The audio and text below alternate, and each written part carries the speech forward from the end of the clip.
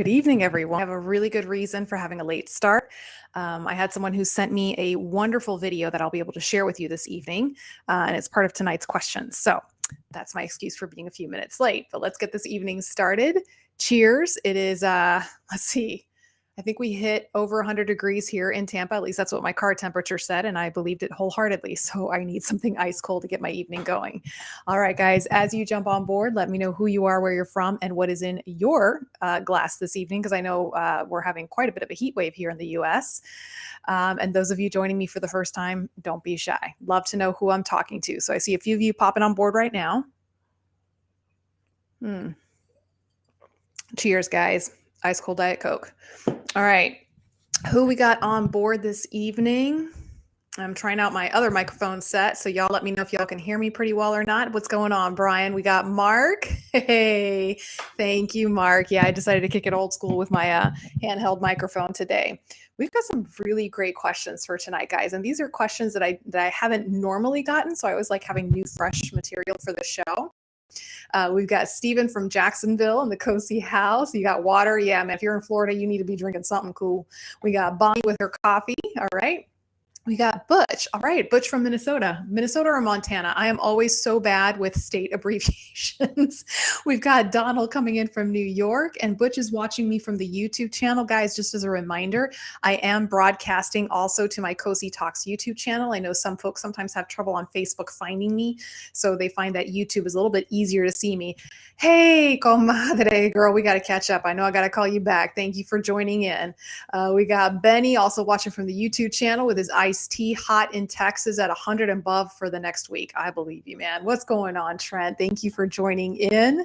Like I said, guys, we've got a lot of really cool questions this evening, and I have somebody who donated a video for me to share this evening. She gave me permission to share this video, which is great because when we talk about some of these things related to gait pattern and things like that, it's so much better when I have a video of somebody doing what I'm talking about. We've got Phil from Saskatchewan. Phil, I got your question in at the last second, buddy. So we're going to get your question in this evening as well. We've got Andrea. There's my resident occupational therapist. She's ready for bed. Too late to drink. Oh. Mark says, my head is in a bucket of ice. I don't, that's all my Floridians right now. All the Floridians right now are just like, oh my gosh, super hot and humid. We got Matthew from Mobile. All right. Roll Tide.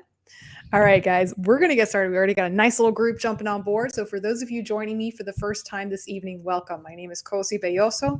I'm a physical therapist, amputee specialist here in hot, sticky, humid Florida, Tampa, Florida.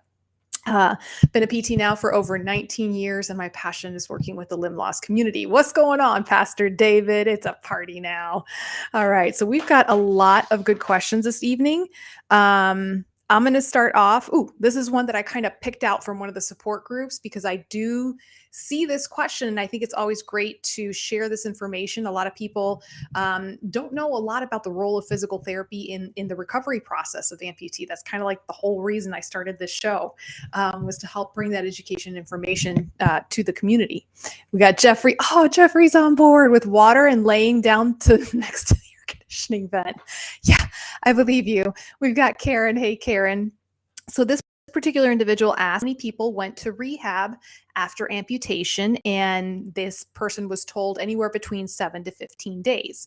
So let's just start off the evening with a quick Cosi poll. How many of you went to inpatient rehab after your amputation? So meaning you had your surgery in the hospital, right? And then you didn't get discharged home right away. You were discharged to a rehab center where you had intensive physical therapy and occupational therapy. All right, so throw that into the comment section, guys. Let's see, we've got Karen with her Pepsi. We got Brett Sykes with his iced tea. Hey, Thomas Cutler, there's one of my prosthetists on board. So Mark went to inpatient rehab. Okay. Brian says 7 after his revision. So he went to inpatient rehab for about 7 days after the revision. Who else? I know they're not going to be dealing with. Chuck Williams never went to rehab, was not offered. Krista said that she went. Bonnie went. Brett went. Matthew said definitely rehab. Andrew said, 23 years, but oops. Yeah, that's working at the rehab. That's right. You're doing time at the rehab, Andrea. Let's see. David says from the hospital to rehab right away. Compadre, what's going on, man? We got Butch saying he went to inpatient. David says OT after amputation. Okay, so let's talk a little bit about that, right? A lot of people are just like, well, what does rehab mean sometimes? And what qualifies you? That's the important point, is what qualifies you for rehab and when do you know that you need it, right? Karen says, I got the amputation, stayed in hospital for 2 days and went home for all of my healing. Steven says, I rehab, but had a broken pelvis and it was upper body. And then after that was 3 months of healing. Yep. Charlie says, Helen Hayes rehab. Okay. Let's see.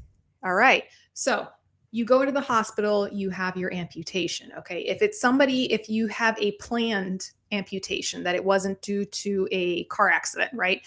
That you knew ahead of time that you were scheduling to have an amputation done, usually that gives you just a little bit more time to prepare ahead of time, right? With the team that's going to be taking care of you. And one of the good questions to ask is, am I going to be going to rehab after my surgery? After your surgery, I know when I worked on the floors, we had very strict criteria before we could discharge a patient home.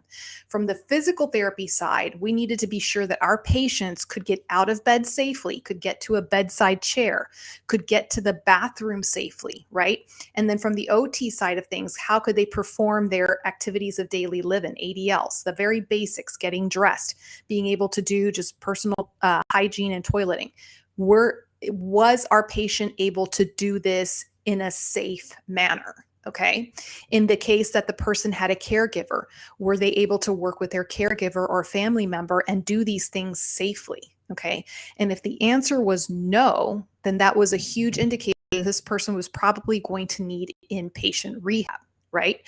So if we said, okay, this person is not ready yet to go home because we know that if we send them home in this condition, they're going to stay in bed and get an infection, okay? And pretty serious consequences after that, right? So we would say, okay, are they ready for inpatient rehab? Okay, and a big criteria for that is, can they tolerate 3 hours of therapy a day? Right? Because that's what you get. It's boot camp. When you go to inpatient rehab, you are getting boot camp, Army style, right? So it's not going to inpatient rehab and just having a physical therapist come to your bedside to do physical therapy. It's like, no, you get woken up at the crack of dawn, you get yourself dressed with the nursing staff, get yourself fed, and then you are sent to that PT/OT gym for pretty much most of your day. Right? So that's kind of the criteria that we follow. We say, okay, is this person ready to go home? If the answer is no, we say, are they going to inpatient rehab where they can tolerate that intense physical therapy, occupational therapy? And if they are not able to tolerate it, then we start looking at skilled nursing facilities. Okay. So it's kind of like a little bit of a watered down rehab where they're still being cared for by skilled nursing, but they're not receiving as intense physical therapy until they're getting ready to do that. Okay. Now, are there some instances where a person can go straight home after an amputation safely? Yes. I did have some patients that right after their amputation, within a few days of their amputation, they were getting around quite nicely with a walker, sometimes maybe even crutches, right? And they were able to get to the bathroom safely. They were able to get to their bedside chair. They were demonstrating to me that they were able to stay up in a chair for most of their day, that I knew that I wasn't going to send them home and that they were going to stay in bed and get themselves into trouble, right? And that they could negotiate their home. That's another big part of it, right? If you're somebody who lives on a second story and you don't have an elevator, then you're not a candidate to go home quite yet. You have to go to rehab to learn how to negotiate how to get into your home again, right?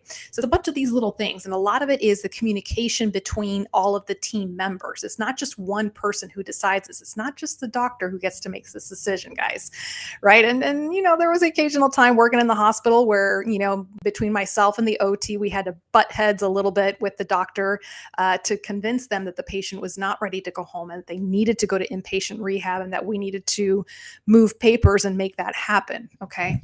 This is a team approach, right? So the surgeon is obviously the first one to say, okay, this person is medically ready to go home, meaning they're medically stable. They don't need to be on the floors anymore receiving medical care.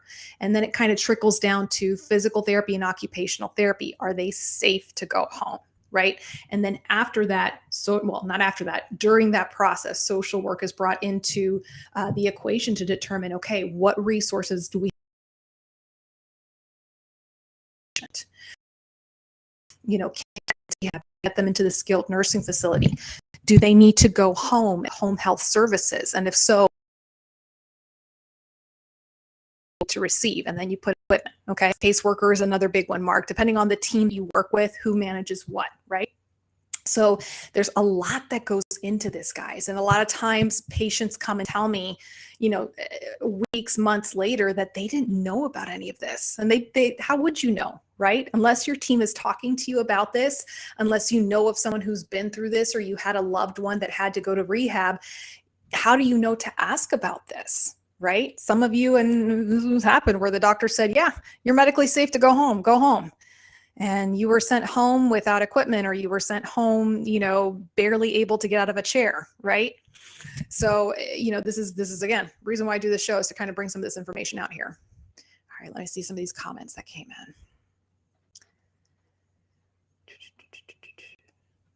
in. Okay, so Donald says he did 2 weeks of acute rehab after surgery.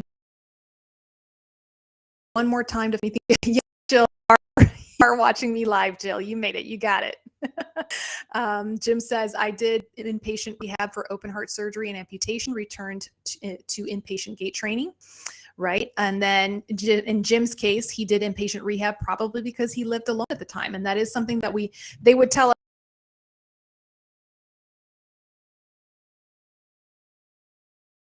You can't send them home. Sorry, guys. Looks like I'm having some internet issues here. It's like storming outside. We're having tropical thunderstorms here in Florida. So that's going to internet just a little bit. So we wouldn't say patient can't go home because they live alone, because the insurance would be like, well, that's not our problem. Say patient is not safe for current circumstances. And that's how you phrase it, and say, nope, patient can't go home because they cannot safely transfer themselves into their home. They cannot transfer themselves safely to the bathroom and do, those kind of functional activities, right? Krista's like, yes, those 3 hours were brutal. Oh yeah. Yeah. One of my many rotations, I definitely rotated quite a bit through that inpatient rehab, and it's tough. It's tough. It's tough on the patients. And I got to say, guys, it's tough on the clinicians. It's probably of all the different settings in physical therapy, I would say inpatient rehab was physically the most challenging as a clinician, because you're really moving a lot with patients and you're doing a lot with them. All right. Let's see. Steven says they made sure I could go up and down the stairs, lived upstairs when I lost my leg, moved downstairs after 4 months. Right. So, and that's usually a lot of stuff you work on in rehab. Like I said, occasionally we would get that rock star patient that, like, on day 3, they were ready to do stair training and they wanted to be able to go home. So we could go into the hospital flight of stairs and do some stair training right there. But again, that was very, very rare that we had that kind of a patient. But again, it's a lot of it is, especially if you're going in for an amputation. And I've had more people lately watching the show prior to their amputation, which I really love that. I love that you can get some of this information prior to your amputation. It's about asking those questions, and don't be shy about asking those questions, about saying, I don't know what to expect after my amputation. How am I going to do this? How am I going to get up those 3 steps into the inside of my house?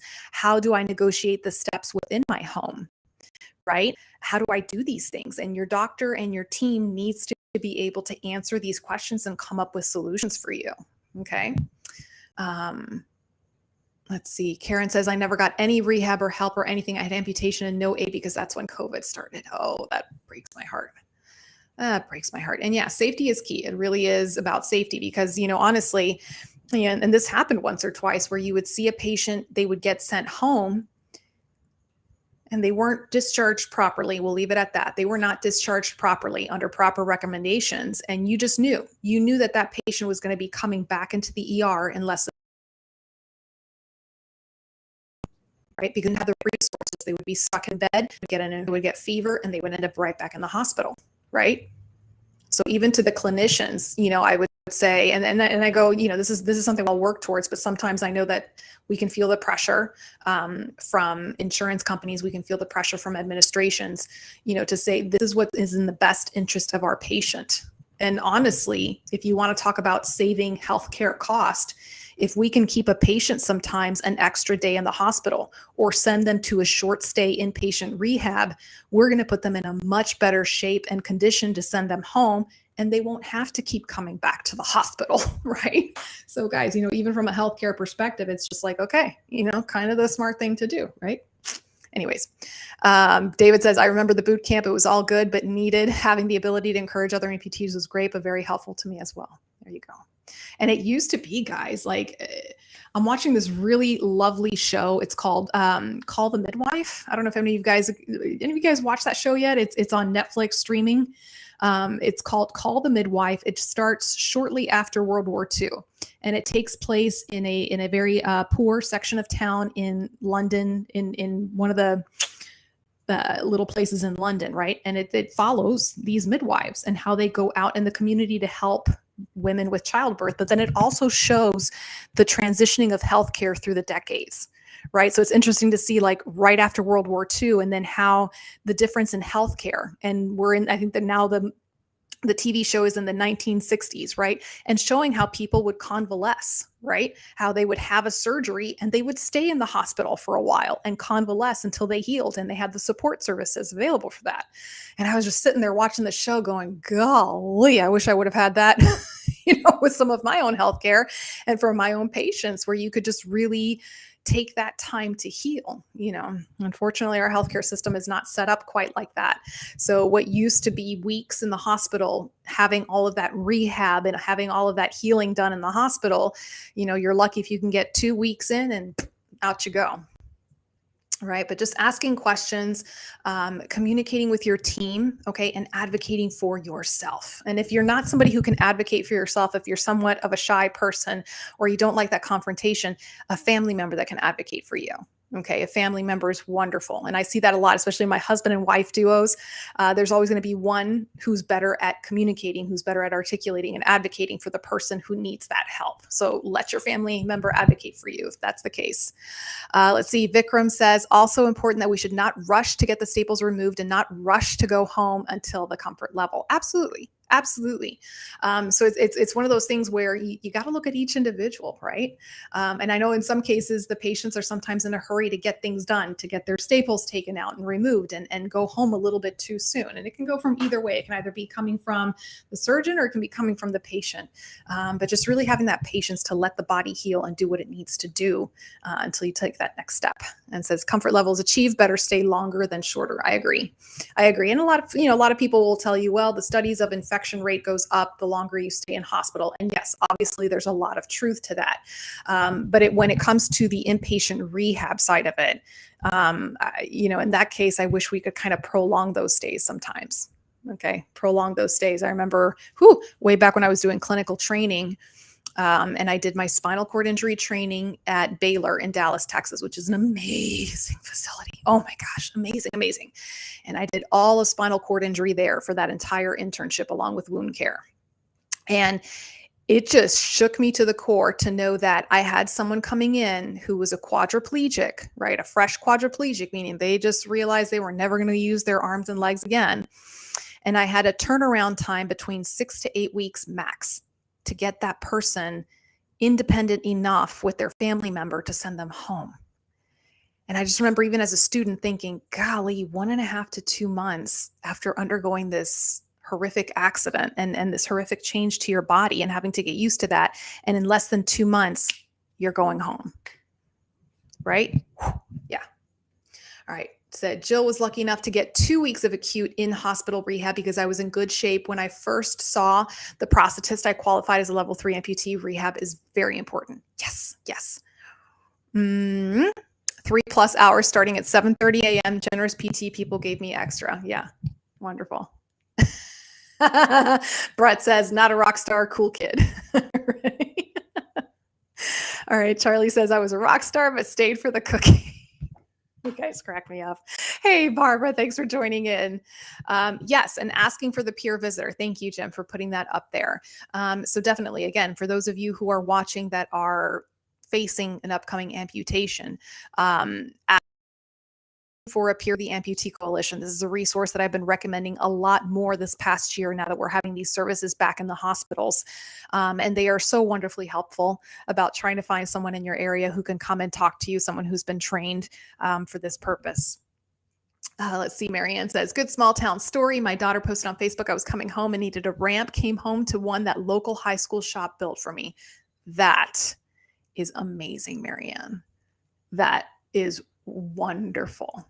Wonderful. And I'll tell you what, the high school that is still teaching those courses of wood shop or home economics, I really applaud those high schools that are still keeping those programs going. What a wonderful service. Let's see. Donald says, I was in the hospital for a week. They pulled my drain after 3 days and I developed a huge hematoma in my stump that then got infected. Yeah, sometimes when we pull those drains a little too soon, things like that happen. Yeah. Let's see. Steven says, went home after revision surgery after 3 days. Mistake on day 5. I was in so much pain. I ended up in the ER. Yeah. Yeah. So it's that fine balance between like, okay, can we send the patient home as safely as we can, as quickly as they can, so that they don't develop an in-hospital infection, but we don't want to send them home too soon that they're going to be coming back to us in a couple of days in the ER. Right? All right. That's a good question, guys. Good discussion. All right. This brings me to my next one. Phil brought this question in at the last second, and it kind of goes nicely with this one right here. He says, I'm going in for a revision secondary to bone spurs, and because the skin is very tight against the femur, what can I do ahead of time? Okay. So again, once upon a time when dinosaurs roamed the earth, first practicing as a physical therapist over 20 years ago, okay, we could see patients prior to surgery.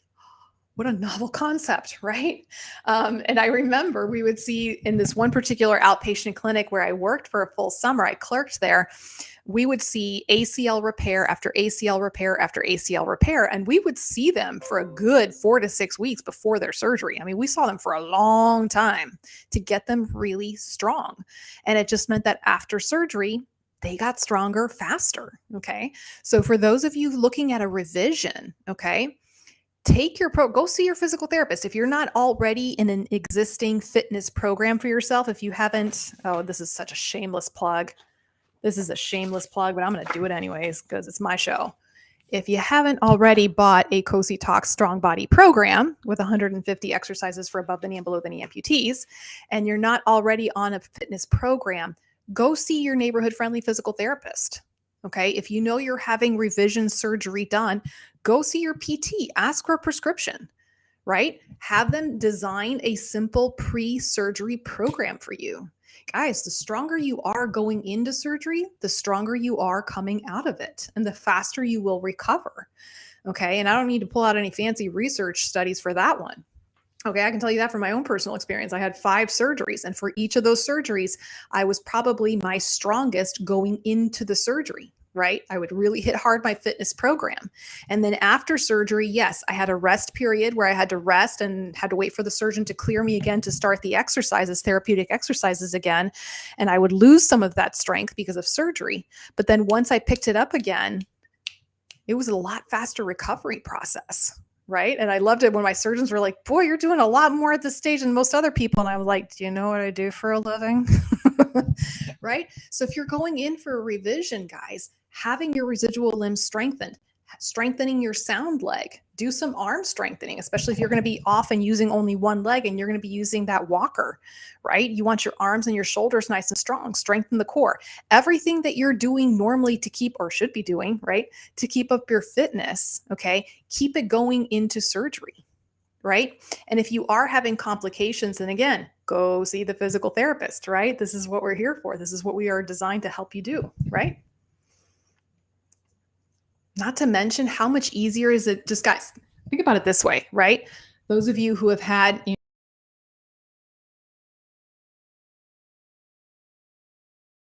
revision, easier.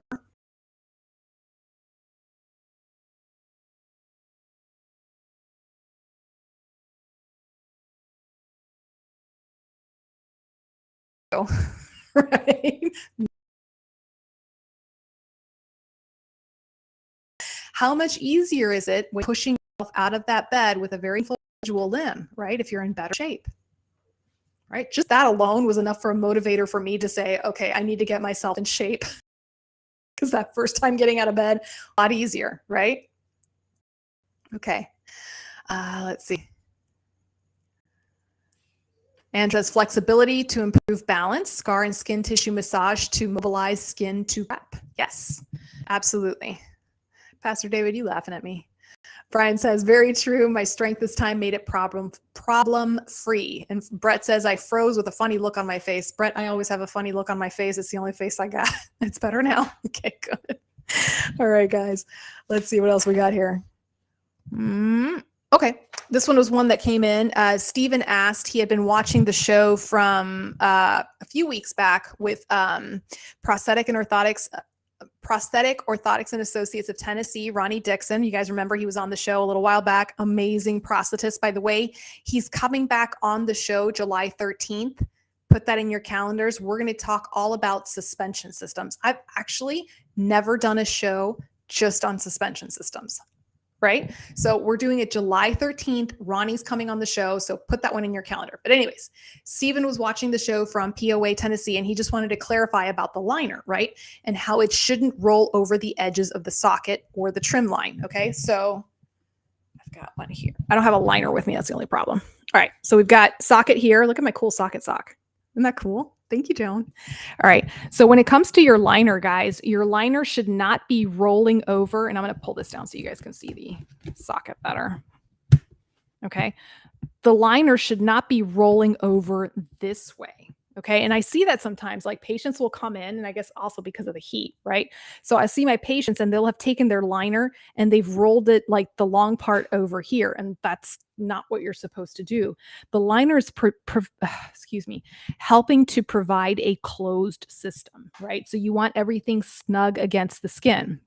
Right. And especially if you have a suction system, suspension system going on, right? So the liners actually should be extending a little bit past the trim lines of the socket, right?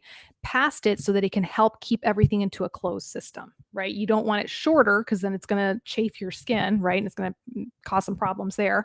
And you don't want it folding it over either because that's not really creating a good closed system there, right? So you do want the liner to roll up all the way. And obviously that's something you have to talk to your prosthetist about to make sure you get a good fit on that liner. We did that whole liner show a few weeks back. It's in my archives in the YouTube channel and also in the Facebook channel. So y'all can look it up there as well. All right. What else we got? So Steven says, I was in good shape, worked out 2 times a day sometimes, and it really helped getting around up and down stairs on one leg. Yeah. I'll never forget this. I had one patient. It's been like 2 years now since I've seen this patient. But he had one of those stories where he had fractured his ankle really badly. And he spent the better part of, I don't know how many years, right? Going after surgery and failed surgery after surgery, right? So he was beyond an expert on crutches, so by the time his amputation came, he was in such good shape from moving around everywhere with his crutches. And he was a very active individual. Despite everything going on, he stayed extremely active.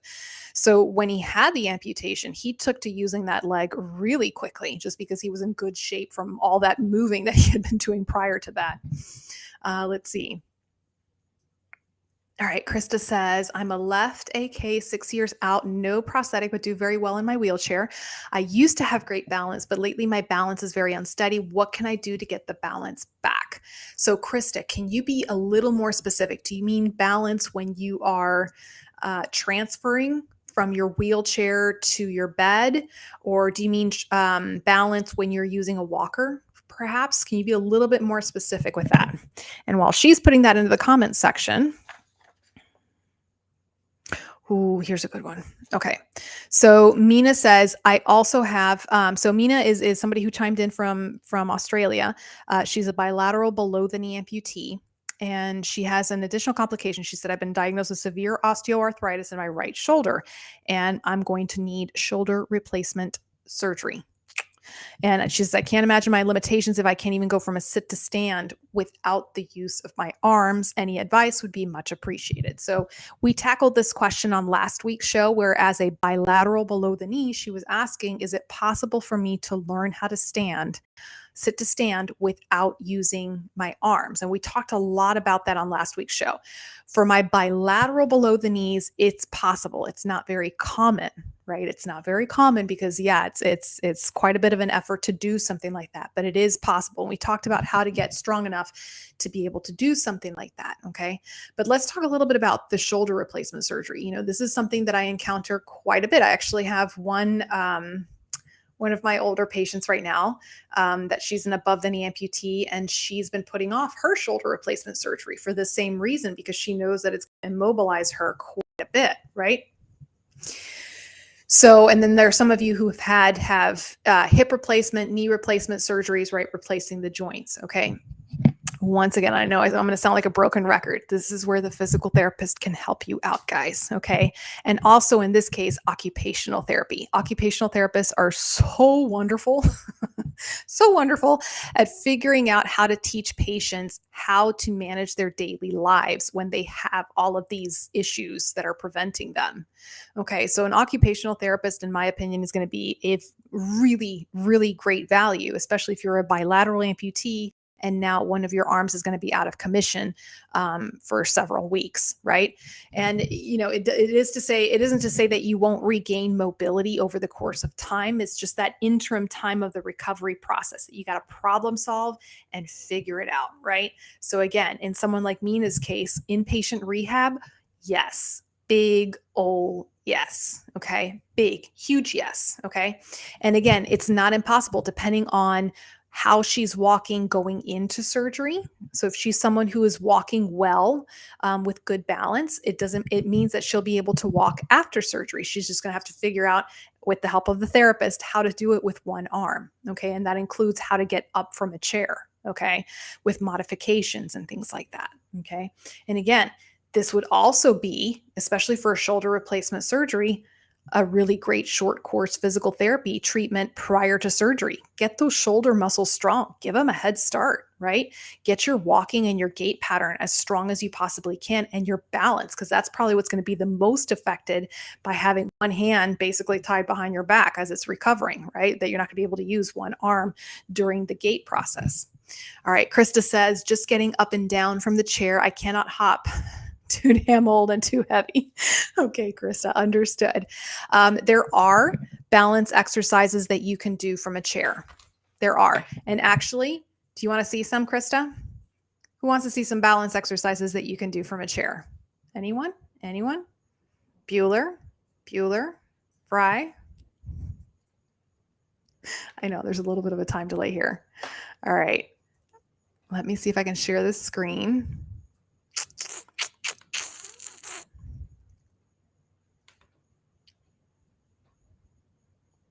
Here we go. Okay. Thank you, guys. You're saying yes. Okay. All right. So we are at the Cosi Talk Strong Body. Okay. So when you log in,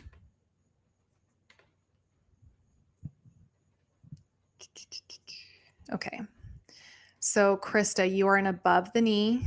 Let's go to the balance, phase 1. Okay. Okay. So here's an example of one right here, Krista. Sitting long wand, sitting with red cups. Okay. So let's just pick one of the videos right here. And let's press play. Hopefully it'll go through. These are the sitting wand exercises. For the purpose of this exercise, I just took the stick off an old mop, or you can use an old broomstick. This is a great exercise for when you're first really starting to work on your balance again, especially if you've been in a wheelchair for a long period of time. Now for this exercise, I do have Robin wearing her prosthesis, and as you can see, she has both feet flat on the ground. If you're still struggling with your prosthesis, you can do this sitting down on a mat or a bed surface without the prosthesis on. So I'm going to have her go ahead and hold it with 2 hands, nice and even, arms straight out in front, and she's going to start by moving the wand all the way up above your head. Make sure no family members are around for this one, and all the way back down. Okay, all the way up, and then all the way back down to her knees. Now, For this one, to really add it in, you can also activate your core. Tighten up that belly button as you're doing this exercise, and you're really incorporating a lot of things at the same time. So go ahead, tighten the belly button up, and then moving down, up, and then if you want an extra challenge, follow the wand with your eyes and your head, okay? And bring it back down again. This is really great for proprioceptions. It's also helping you so that when you start walking with your prosthesis that you won't always have to look down at the ground while you're walking. So all of these little details in this foundational exercise are preparing you for that. Once you're mastering going up and down, then you're going to start going from side to side. And same thing, you start by looking forward, moving from side to side with your body. I know you're good, so you're used to doing this by looking. Some of you may have a little bit of trouble following the wand, so it's okay to start by looking forward as you're doing this exercise. And then as you improve, follow the wand with your head. Okay, and she's doing a great job of stabilizing with both of her legs and keeping her hips nice and steady for this exercise. And again, guys, tightening those core muscles. It's a lot of things to think about at the same time, but if you can coordinate everything together, really get a lot of bang for your buck with this exercise. Once you've done up and down, side to side, then go ahead and do from a diagonal position. So just moving in different planes. So going from here, there you go, it's a little more of a challenge, and moving on up. Oh, or you can go that way too. Okay, we can go from here, and then go up, and then back down again. This is really challenging, especially for my bilateral amputees. This is a really fantastic exercise to start getting that balance in. And as you can see, it's a little bit of a challenge for Robin too. There we go. And as she's coming into this side, she's also having to put weight into that prosthesis, which is fantastic. And then we go ahead and switch to the other side. So you're going to start going down there. Sorry, I'm trying to stay out of your way here. You got it? Good. Okay, there. And now back up to here. Up, up, up, up, up. There we go. Good. She's getting a lot of beautiful trunk rotation, which if you guys have ever seen any of my videos, you know that I love to incorporate trunk rotation into any exercise. Again, preparing you for a stable gait, a more free-looking gait pattern. All right? And guys, adjustments are part of the process. Robin is very high level, but as you can see, she's having to adjust and move her socket. That's part of the normal process. So be patient with yourself and give this a try.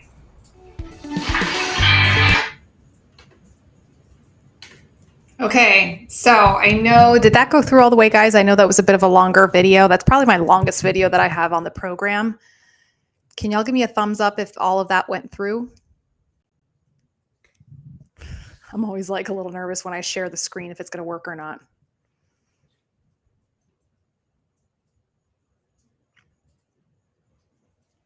Okay, good. All right. So guys, I know that seems like a very simple exercise, but as you can see, like even with Robin, and I purposely, on a side note, when it came to doing this program, I left the mistakes in. Good. Thank you, guys. Thank you. I left the mistakes in, mainly because a lot of people, when they watch videos, the feedback I hear from them is, well, that patient model did it so well because they're an athlete. I'm not going to be able to do the exercise, et cetera, et cetera. And even my own patients, sometimes they feel a little self-conscious when I'm teaching them an exercise and they're not quite getting it that first time. The majority of people don't get the exercise right the first time, guys. And as you can see with Robin, you know, she made her own little mistakes that we had to adjust along the way. So if you have a subscription to this program, you're going to see these mistakes in there and you're going to see me correcting the patient models. And that's done on purpose. Okay. When it comes to this exercise, it's deceptively challenging. Okay. Because you think, okay, I'm just taking a broomstick and, you know, waving it around. But if you follow the directions on how we do it on the video, right? Starting by looking straight forward, right? Mastering those movements, keeping your head forward. And then as you master those movements, right? Start following with your eyes, right? That's working on the proprioception. And this is also preparing for those of you who are going on later on to use a prosthesis. This is going to help you with that, right? How many of you tell me that when you start walking and you look in the direction, you have a loss of your balance, right? So this particular exercise is helping with this. It's helping starting to condition yourself to not completely rely upon your vision, to allow your other, your proprioceptive systems to take effect and help you out with that, right? Okay. So this is again something that you can use while you're in the chair. The other thing, good heavens, all these emails just keep coming through. Okay. The link for my page, hang on, I'm going to type it in real quick for you.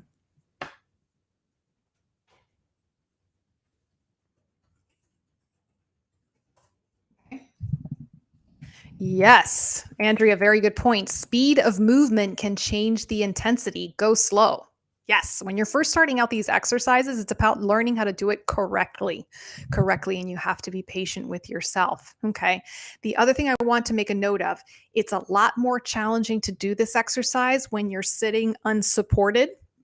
So, for example, if you were sitting down on a bench the way Robin was versus sitting in your wheelchair, big difference there. Okay. So if this is an exercise that you're planning on doing, if you don't think you have the balance to do it sitting unsupported, meaning you don't have any arms on the chair next to you to kind of catch yourself, do it in your wheelchair first. Doing it in the wheelchair is the safer, a little more safer to do it. And then as your balance improves, you can then do it sitting at the edge of your bed, right?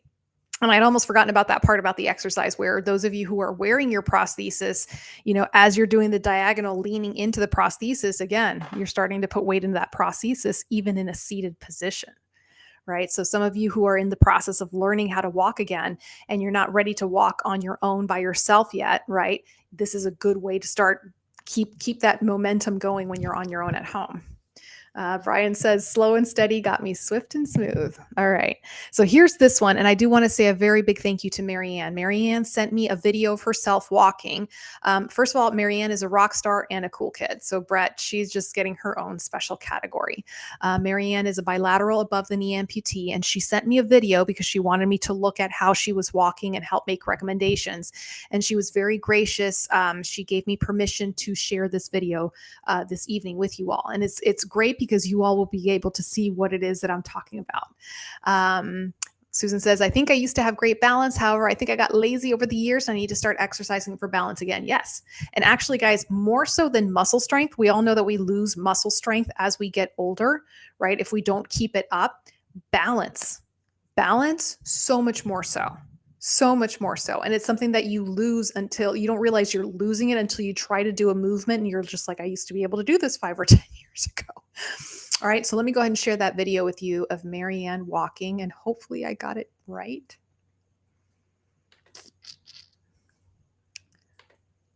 Here we go. Okay.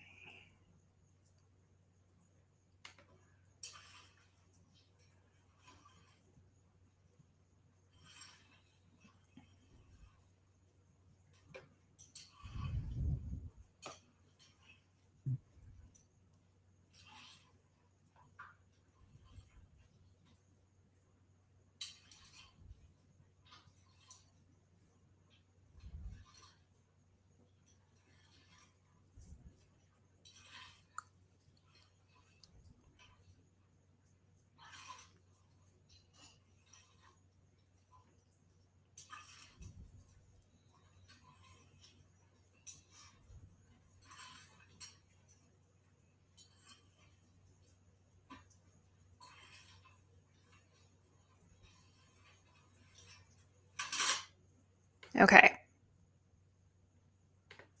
Okay.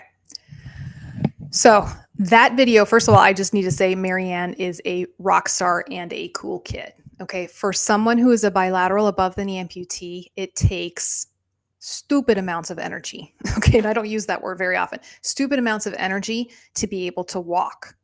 And her gait pattern right there, when she sent me that movie, I was just like, oh my gosh, you can tell that you have been working so hard, so hard. And the fact that your therapist is sitting in the background filming you as you're walking in the clinic, it just shows how much he trusts your ability to walk and your balance.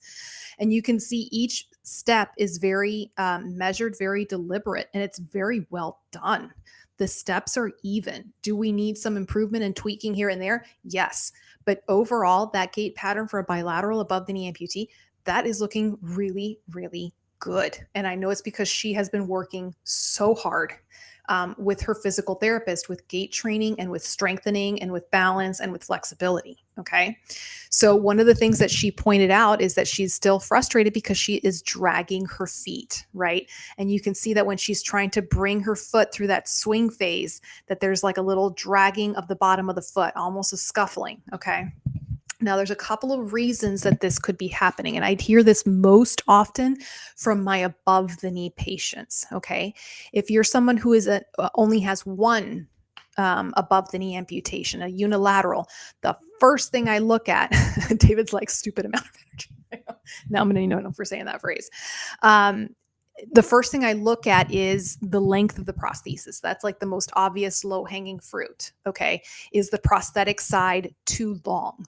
Okay. And that could be because the person has too many socks. So they're lifted too much out of the socket and it's creating an artificially long leg. It could be that the prosthetist on the particular given day, they set the leg and then the person changed a little bit and those things happen. And now they're just a little bit too long on that side, right?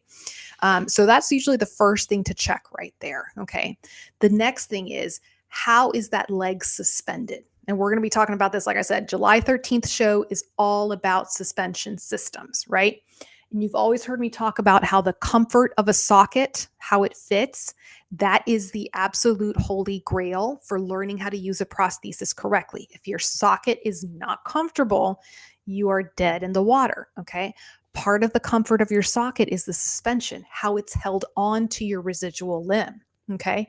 And for my above the knee amputees, especially my bilateral above the knee amputees, suspension can be a little bit tricky. Okay.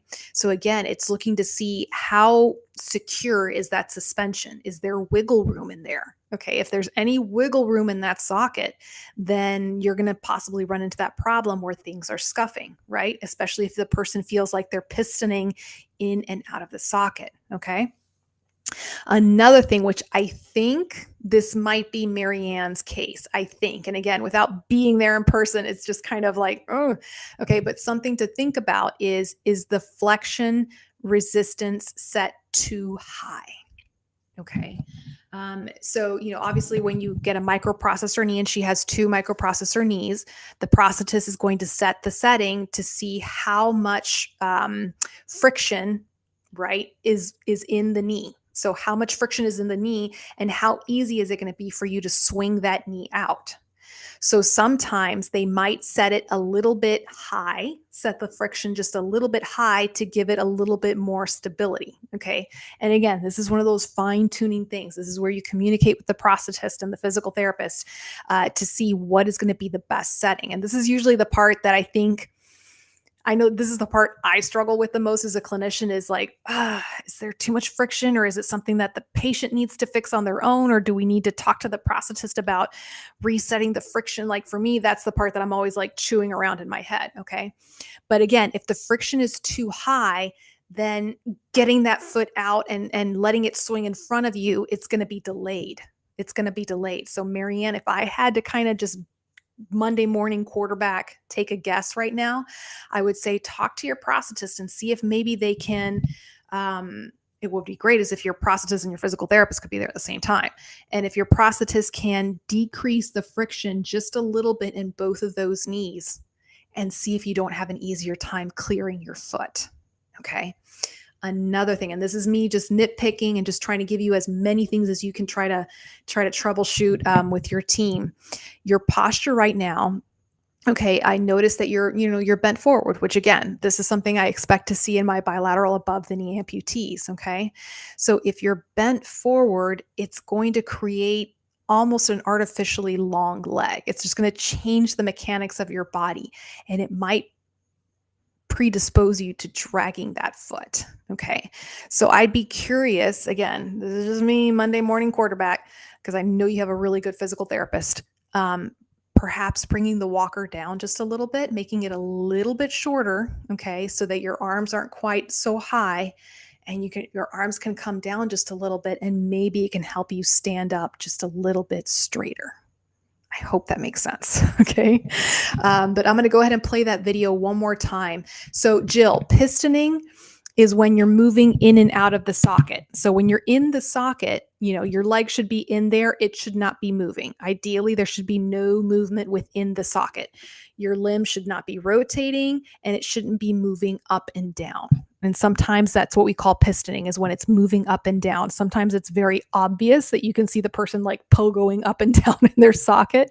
And sometimes it's a very small, subtle movement that you don't realize it's going on until you see skin changes or you see changes in the gait pattern itself. Okay.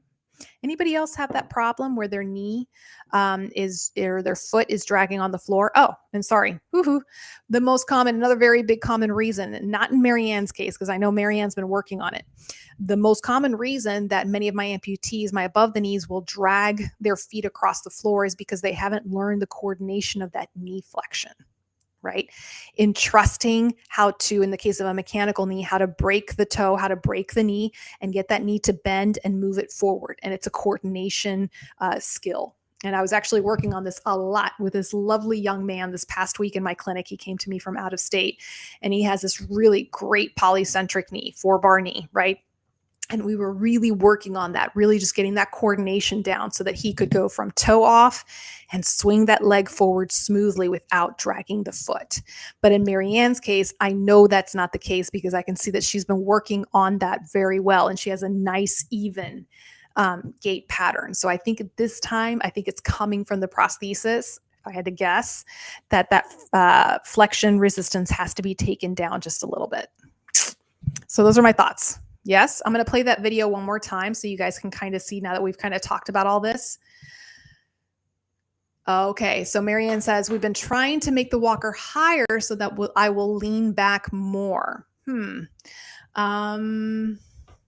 again, Marianne, this is where, you and your therapist, I would say maybe, well, again, some cases, if you raise the walker, yes, the person will stand up straighter. You're right. And I've done that before in the past. However, occasionally the person starts to lean a little bit more into the walker. So again, this is where you got to just kind of guess and check and play around with it just a little bit, Marianne. But I got to tell you, Marianne, it looks wonderful. And your hard work is certainly very, very noticeable. So I'd be curious to see what your prosthetist input is on that, in terms of the knee flexion. All right, guys. Ooh, I have a really cool, exciting announcement. At the end of June, I will be going to Guatemala with my 2 daughters, and we will be spending a week at the Range of Motion Project Clinic in Guatemala, in Secapa. I am so beyond excited. So for those of you who don't know, the Range of Motion Project is this wonderful organization in the limb loss community. They have a clinic in Ecuador and they have a clinic in Guatemala. And they provide care and prosthetic care to the locals there. They also have this wonderful fundraising project that they do where they take a nice group of amputees and go climbing Mountain Cotopaxi. That's not what I'm doing. I'm going to be going to Guatemala for a week to provide physical therapy and probably a lot of translation services down there. And I am so excited. We might try to have a little Range of Motion special guest on the show before I go so you guys can learn more about that organization. But what I do want to mention, I'm kind of putting a late cattle call out there, but if there's anybody out there, I am in the process of gathering old prosthetic devices. So I had one lovely individual, they donated a C3 leg, and I am so excited about this. And a very nice Autobach foot, and I can't see inside which foot that is. I have to get the shell off and figure out which foot that is. But we are sending a C3 knee, and I am so excited about that. So guys, here's my putting the basket out there for an ask. Any of you who have feet, any of you who have knees that you are no longer using, if you happen to have a liner that for whatever reason was never used, it has to be a new liner, and you're not going to use it, and perhaps maybe you lost weight and that liner doesn't fit you anymore, or the opposite, maybe you gained a little weight and you're not able to use that liner. They need liners, new liners, prosthetic feet that are in good condition, knees, whether they're mechanical knees, if you happen to have a microprosthetic processor knee hanging around, that'd be amazing. But we love our mechanical knees. So guys, if you happen to have any equipment hanging around, I know many times I see on the support groups, people are like, I have this extra equipment, don't know what to do with it.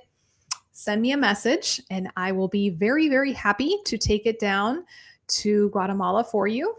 And somebody who otherwise would not be able to receive a prosthetic leg will be very happy. So if you or your prosthetist, if I have any of my prosthetists out there listening this evening, guys, I know a lot of prosthetists will have that really cool closet in the back of their clinic. And I always love digging around in that closet with extra feet, knees, little things here and there. Send me an email and I'll be happy to send you an address that you can send these things to. And I will take them personally myself to Guatemala. All right, guys, we'll be talking a little bit more about that next week. So in the meantime, thank you as always for letting me be a part of your lives this evening. We will see you next week. Same bat time, same bat channel. God bless. Bye, guys.